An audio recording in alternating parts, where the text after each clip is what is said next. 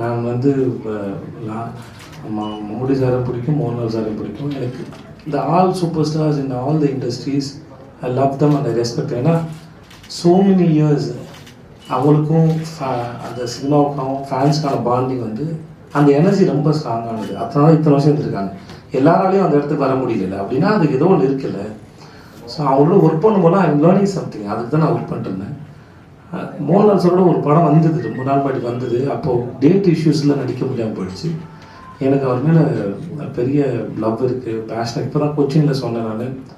நான் மும்பையில் ஒரு 2 years முன்னாடி நினைக்கிறேன், மெரி கிறிஸ்மஸ் பண்ணும்போது மோகன்லால் சார் இருக்காருன்னு சொன்னாங்க. அதே ஹோட்டலில் வெஸ்டர்னில் இருந்தேன். நான் போய் பார்த்து அப்பாயின்மெண்ட் கேட்டு போய் பார்த்து ஆட்டோகிராஃப் பண்ணிட்டு வந்து என் வீட்டில் ஃப்ரேம் பண்ணி வச்சுருக்கேன். என் ஆஃபீஸில் இருந்து அவருடைய சிக்னேச்சர் நான் ஃப்ரேம் பண்ணி வச்சுருக்கேன். So I have huge respect. எனக்கு அவர் ரொம்ப பிடிக்கும். நான் ரொம்ப ஆச்சரியப்படுற ஒரு ஆக்டரும் கூட. அவர் எதுவும் என்ன பண்ணுறாருன்னே தெரியல. அவர் கூட ஒர்க் பண்ண ஃபைட் மாஸ்டர்ஸு தெரிஞ்சவங்க அவர் கூட வேலை பார்த்தாலும் சொல்லுவாங்க, அவர் எப்படி அவ்வளோ ஈஸியாக பண்ணுறாருன்னு தெரியல அப்படின்னு சொல்லுவாங்க. நான் அவரோட ஸ்பீச் ஒன்று இருக்குது சார், ஒரு 4.5 minutes ஒரு ஸ்பீச் இருக்கும். ஒரு ஆக்டரை பற்றி இருக்கும். நான் வந்து இந்த மாதிரி பரதநாட்டியம் ஆடினேன், குச்சிப்புடி ஆடினேன், எல்லோரும் கேட்டாங்க கற்றுக்கிட்டீங்களா? எல்லோரும் ஒரே பதில் தான், இல்லை இல்லை இல்லை, அது எனக்குள்ளே இருந்திருக்கு, தேவைப்படும் வெளியே வந்துச்சு அப்படின்னு சொல்லியிருப்பாங்க. அந்த பதில் வந்து எனக்கு ஒரு பெரிய லேர்னிங். அது என் நண்பர் ஒருத்தர் சொல்லுவார், ஒரு குழந்தைய தூக்கி தண்ணியில் போட்டிங்கன்னா அது ஸ்விம் பண்ணிட்டோம், ஆனால் வளர்ந்ததுக்கப்புறம் ஸ்விம்மிங் தெரிஞ்சால் தான் ஸ்விம் பண்ண முடியும் நம்புறதுனால தான் நம்ம முக்கியம்னு ஒரு தடவை சொன்னார்.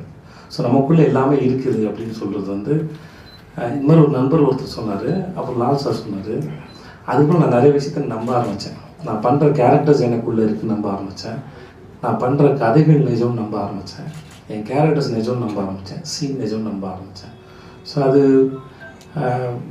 இதுக்கு மேலே எனக்கு அவர் ரொம்ப பிடிக்கும். வாய்ப்பு கிடைச்சா நான் நடிச்சிடுவேன். நண்பர்கள் நேரத்தை மயக்கும் வந்து ஃபென்டாஸ்டிக் ஃபில்ம். அது வந்து அது எதோ வகையில் மனசை சுத்தப்படுத்துறதுக்கு நான் நம்பினேன். எனக்கு அந்த படம் அவ்வளோ பிடிச்சது. எனக்கு ஐ லவ் தட் ஃபில்ம். அந்த ஷார்ட், அந்த அவரோட ஷேடோ தங்குற ஷார்ட்டு, அது மம்முட்டி சார் என்ன பர்ஃபார்மன்ஸ். அது என்னன்னு சொல்லி எக்ஸ்பிளைன் பண்ணுறது. அது வந்து உங்களுக்கே அந்த சில சமயம் சில கதைகள் வந்து ஓப்பன் எண்டடாக இருக்குது. அந்த படத்தோட கேரக்டரே எனக்கு ஓப்பனாக இருந்தது. நீங்கள் என்னவா பார்க்குறீங்க, நீங்கள் பாருங்கள் அவர் அப்படின்னு சொல்கிறதுக்குல அது அவர் அது சிம்பிளாக முடித்தது. அவர் சாம்பார் போட்டு சாப்பிட்டுட்டு இருப்பார், அது மேலேயே அவர் பொண்ணு வந்து ரசம் குழம்பு ஊற்றும். அது அந்த அம்மா வந்து கண்ணில் பார்க்குறதுலாம் பிரச்சனை, அது அவங்க பையன் இல்லைன்னு. மனசார பார்க்குற அவங்க அம்மாவுக்கு தெரிஞ்சது அது அவங்க பையன் தான் தெரிஞ்சதில்லை. இந்த மாதிரி நிறையா அந்த படத்தில் அவ்வளோ ரெஃபரன்ஸ். நிறைய பேர் அன்றைக்கி ரொம்ப ஆச்சரியம் பார்த்தாங்க, விஜய் சார் எப்படி இவ்வளோ தமிழ் படம் ரெஃபரன்ஸ் எடுத்தார் அப்படின்லாம் பார்த்தாங்க. அந்த ஃபோட்டோகிராஃபி, அது ஃபஸ்ட்டு ட்ரெய்லர் வந்தபோது வந்து அந்த டீசர் விட்டாங்க இல்லையா, அதுவே ரொம்ப அழகாக இருந்தது. நான் அங்கே ஸ்ரீராம் ராகவன் சார் படம் பண்ண மெரி கிறிஸ்மஸ், நம்ம மதுநீலகண்டன் சார் தான் கேமரா. அங்கே பூஜான்னு ஒரு மேடம், அவங்க தான் எடிட்ரு, அவங்க தான் அவரோட எல்லா படங்களுக்கும். அவங்ககிட்ட விட சொன்னேன் நான், மேடம் இப்படி ஒரு படம் வந்திருக்குங்க பாருங்க மேடம் அப்படின்னு.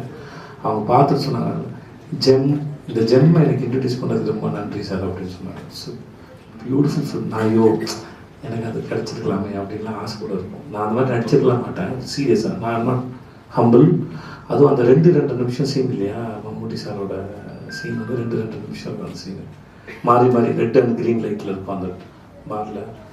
பிரமாதம். அந்த சீன் வந்து எப்பிக் சீன் வேறு. அந்த 2 சிவாஜி சார் சீனை வந்து ஒருத்தர் பண்ணியிருப்பார். அது சிவாஜி சாரே கிரேட்டஸ்ட் ஆக்டர். அவரோட இதெல்லாம் டச் பண்ணி பண்ணுறது என்னை பொறுத்த வரைக்கும் அது சாதாரண விஷயம். ஆனால் இது ஒரு மாதிரி மீட்டரில் ரொம்ப நல்லா பண்ணுது. நான் அந்த படத்தை விட்டால் என்ன ரொம்ப நேரம் பேசுவேன். அந்த படத்தில் எனக்கு அவ்வளோ ரசிச்சிருக்கேன் நான். அந்த அவர் முடி வெட்டலாம் எதுக்கு போவார் நினைக்கிறேன். அப்போ கண்ணாடியை பார்த்தா அது தெரிஞ்சிருமா, அப்பெல்லாம் அங்கெல்லாம் டென்ஷன் ஆகிருக்கேன் எனக்கு. அந்த மாதிரி இட்ஸ் பியூட்டிஃபுல் ஃபிலிம் சார். அது செம்ம படம் சார். அதெல்லாம் வந்து எப்போயாவது தான் வரும்னு நினைக்கிறேன்.